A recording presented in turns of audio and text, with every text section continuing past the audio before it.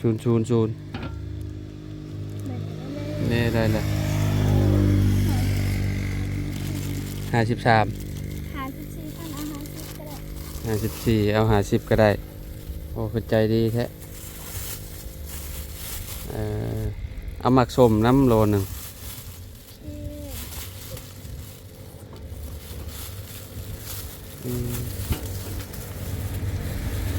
เป็นแม่ค้าแล้วน้องหม่อมพี่น้องเอ้ย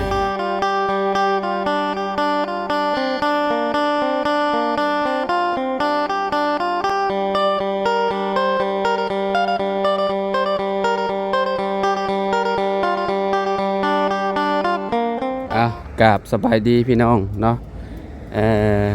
มาผมมาเจอกันกับเฮาอยู่ข้างทางมื้อนี้พี่น้องเอ้ยเนาะสบายดีโอ้ยคิดว่าไผพี่น้องเอ้ยเนาะ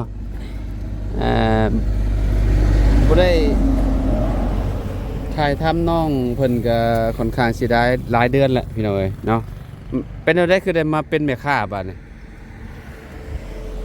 ฮะขายของตัวเองบ่นี่บ่รับจ้างเพิ่นแม่รับจ้างขายให้เพิ่นเพิ่นให้เดือนเท่าใดน่ะน้องเดือน3 ล้านเดือน3 ล้าน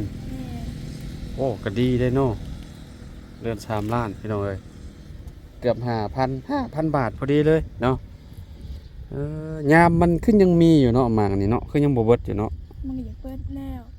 เริ่มสิบ่มีแล้วเนาะแม่นมันหน้าพ้นแล้วเด้มันหน้าพ้นได้ขายได้เดือนนี่แหละเดือนหน้าก็สิบ่ได้ขายแล้วก็เลิกบัดนี้จะไปเฮ็ดหยังบัดนี้ไปเฮ็ดให้คือเก่าไปเฮ็ดให้คือเก่าชื่อน้องม่อมได้อยู่บ่พี่น้องเอ้ยเนาะหลายปีแล้วเนาะแม่นอยู่บ้านน้องแดงนี่แหละพี่น้องเอ้ยเนาะแรกๆก็คือแบบเข้าหมู่บ้านน้องแดงกับเบาเตียงทองเพิ่นพี่น้องเอ้ยเนาะแต่ก็มาพ่อน้องม่อมยังบ่ได้มีครอบครัวบ่ปัจจุบันนี่ฮะยังบ่มีเจ้าฮอด20เท่าไหร่ล่ะอายุเฮาก็บ่ใจฮอดบ่23 24ปี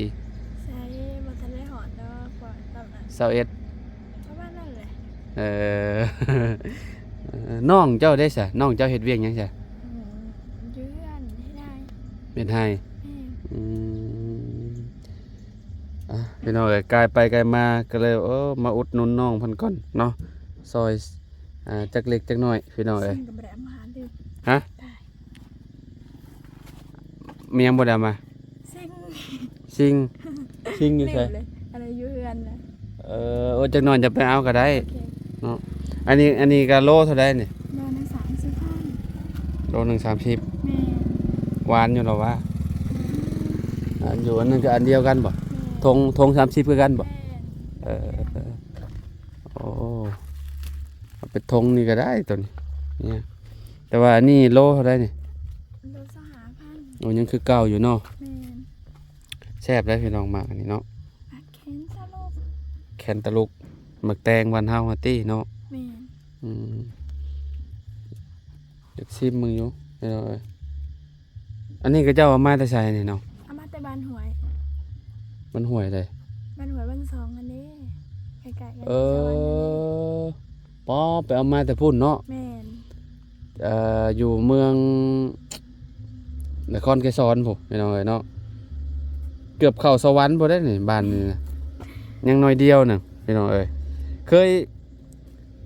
คยไปเอาน้ำเพิ่นอยู่บ่อันนี้นะเจ้าเคยไปบ่หรือว่ามีแต่เพิ่นไปมีแต่เพิ่นไปอ๋อเจ้าฮู้บ่สุดทางแบบนี้น่ะคือแบบแม่นมาเลยกระเจ้าขายน่ะเดี๋ยวกระเจ้าสิเลียนกันไปมาเลยพี่น้องเอ้ยอันมากก็ดีนะยามกระเจ้าปลูกแบบว่ากระเจ้าขายหลายให้น่ะสิขายเป็นธงแบบนี้แหละเพิ่นก็สิขายเป็นโลบางทีก็ได้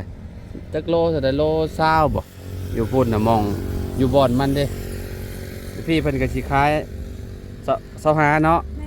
ก็สิได้กินกำไรอยู่ 5,000 กีบพี่น้องเอ้ยเนาะมางนึงกับเกือบโลบ่ได้น้องหม่อมประมาณ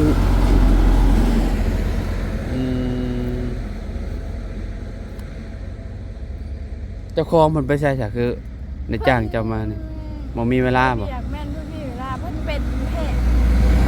เพิ่นต้องเบิ่งคนเจ็บ อ๋อเพิ่นเป็นแพทย์บ่ แม่น อ๋อเฉพาะแล้วเพิ่นจังขายยานำเนาะนี่เนาะ แม่น ก็เลยได้ให้เจ้าเป็นคนขายให้เนาะแต่ละมื้อขายได้จักพัน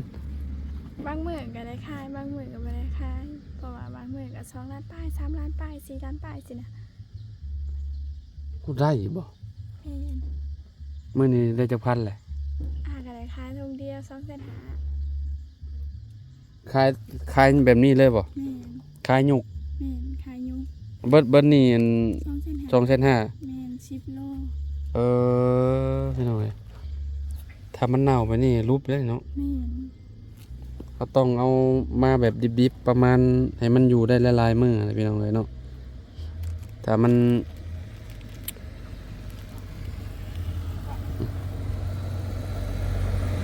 เราก็จะสิมาซื้อนะครับพี่น้องเลยเนาะน้องมอมเปลี่ยนอาชีพเลย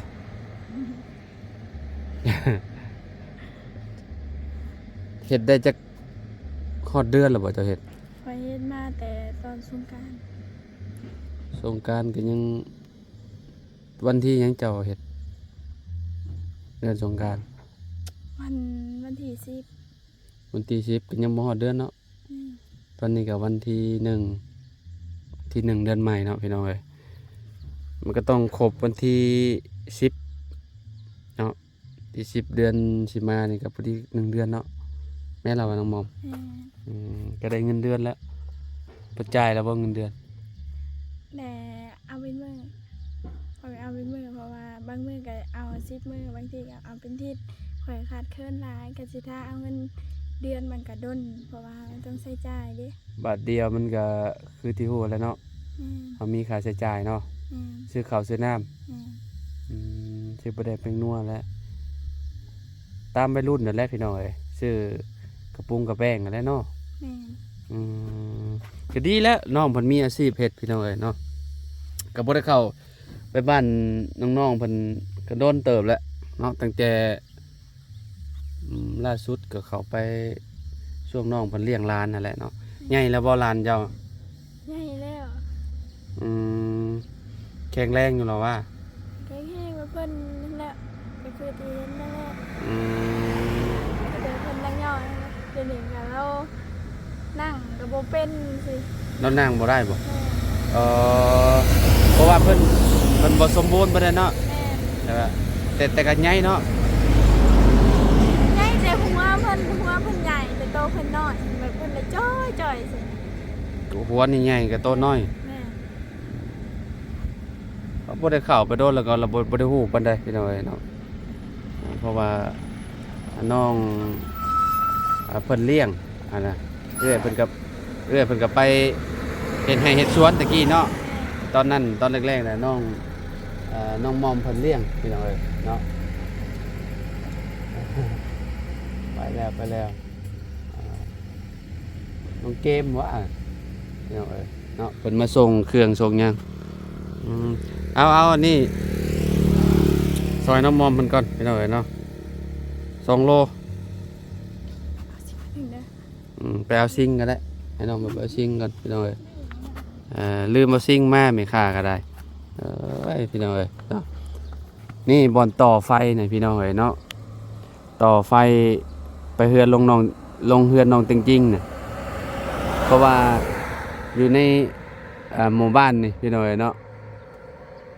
มันสิมีอยู่เจ้าของเฮือนหลังนี้น่าสิเจ้าของเฮือนหลังนี้เพิ่นเป็นเจ้าของหม้อแบงพี่น้องเฮือนหลังงามๆนี่แหละเนาะมาขอต่อน้ำเพิ่นเนาะมาขอซื้อนะพี่น้องเอ้ยซื้อแล้วก็ต่อไปปากไกลเลยนะโอ้บ่ฮู้ว่าสิเบิดจักหมื่นเนาะจะเป็นเงินบาทก็ได้ไกลเองอ่ะปูนเนาะเกือบกิโลหนึ่งเลยพี่น้องเอ้ยเนาะ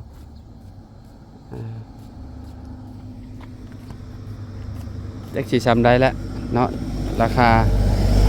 20-30 ล้านบ่ลดแล้วคิดว่า สิอันนี้เฮือนเพิ่นบ่เฮือนอันบ่ บ่แม่ ได้ใช้เฮือนอันเจ้าของขายอันเกตาลูกบ่หลังนี้บ่เอ่ออันน่ะแสดงว่าหม้อแปลงนี่เป็นของเฮือนหลังนั้นบ่หม้อแปลงไฟน่ะเอ่อ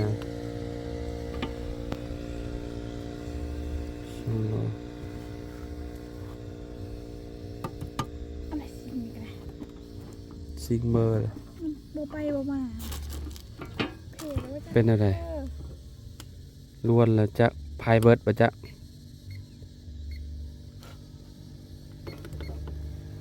ชูน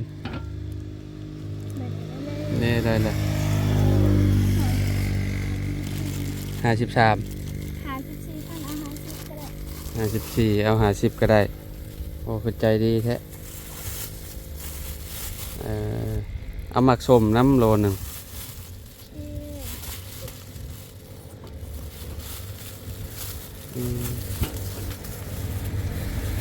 เป็นแม่ค้าแล้วน้องหม่อมพี่น้องเอ้ยเนาะ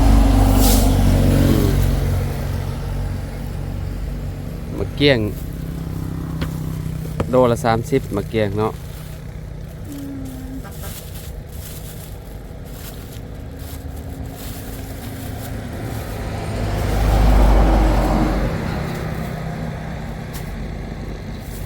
อืม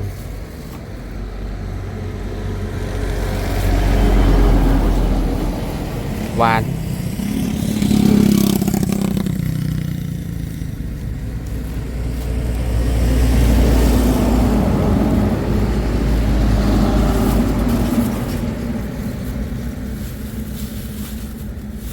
อเคเรียบร้อยพี่น้องเอ้ยอุดหนุนซอยน้องเพิ่นนี่แหละคนขยันทำมาหากินพี่น้องเอ้ยเนาะจบจากขายมาอันนี้แล้วก็สิไปเฮ็ดไร่ต่อบ่ แม่ คือบอกไปหาเฮ็ดเวียกจ้ะเฮ็ดเวียกอย่างอื่นน่ะนะ จังแล้วยังเวียกกับเวียกเกินแต่มีหลายเพราะว่ามีใครเฮ็ดซอยพ่อก็เฮ็ดบ่ได้ เป็นจังไดพ่อเพิ่นอยู่ดีมีแฮงอยู่หรอวะ มีแฮงเก่าหั้นแหล้วเพิ่นก็เฮ็ดเวียกบ่ได้นะ ผู้เฒ่าเนาะ เช่นเราเท่าเช่นเราเป็นอะไรเลย เป็นหยัง มาผ่านเอามาพึกษ์เห็นไหม อืม เฮ็ดเวียกบ่ได้ที่จะแม่หรือกับอ้ายไปพาย นั่นแหละผู้เฒ่าเนาะโรคภัยไข้เจ็บบ่ว่าสิเป็นผู้เฒ่าผู้หนุ่มแหละพี่น้อยเนาะ ใจเด้อ โดยขอบใจคือกันเนาะก็สิซื้อไปฝากกับเจ้าแหละพี่น้อยเนาะอยู่บ้านนี่แหละบ้านน้องแดงนี่แหละเนาะ มันไม่รู้ ไอ้บ่แม่นบ้านห้วยลุงเนาะมันไม่รู้แต่เพิ่นชื่อว่า เป็นบ้านกระดับ บ้านกระดับ ก็ขึ้นกับบ้านกระดับคือเก่าแหละเนาะก็ว่าสิอันนั้นว่ะสิต่อไฟไปให้ชุมเพิ่นต่อซื้อไฟนำนี่แหละเฮือนหลังนี้แหละเอาต่อไปพุ่นเลยค่อนข้างสิไกลพอสมควรอยู่พี่น้องเอ้ยเนาะค่าซื้อน้ำเพิ่นนี่ประมาณ10ล้านซื้อไฟ10ล้านก็บ่ฮู้ว่าค่าสร้างค่าหยังค่าสายฟืนสายไฟสิเท่าใดแหละพี่น้องเอ้ยเนาะเอาขอบใจหลายๆเด้อน้องเด้อ โอ้ยขอบใจอ้ายกันเด้อ โดยจื้อกันได้อยู่บ่บ่ชงเด้อเขาว่าฮะบ่จักฮอดชื่อว่าซัก ชื่อหน้าคนแต่บ่ชื่อชื่อคน ในทีมงานจื้อไปแน่น้องมอมนี่จื้อไปแน่ในทีมงานข่อย ชื่อว่าเตียงทอง เออ ลุงเฮิม อ่า ว่าบุญ อ่า บ่ยาวพร้อม อ่า แล้วที่ก็นั้นบ่ชื่อแหละเดินแบบบ่เห็น ดนแหละเนาะเป็นเท่าใดเดือนเนาะอ๋อโอเค ก็สิเข้าปี โดย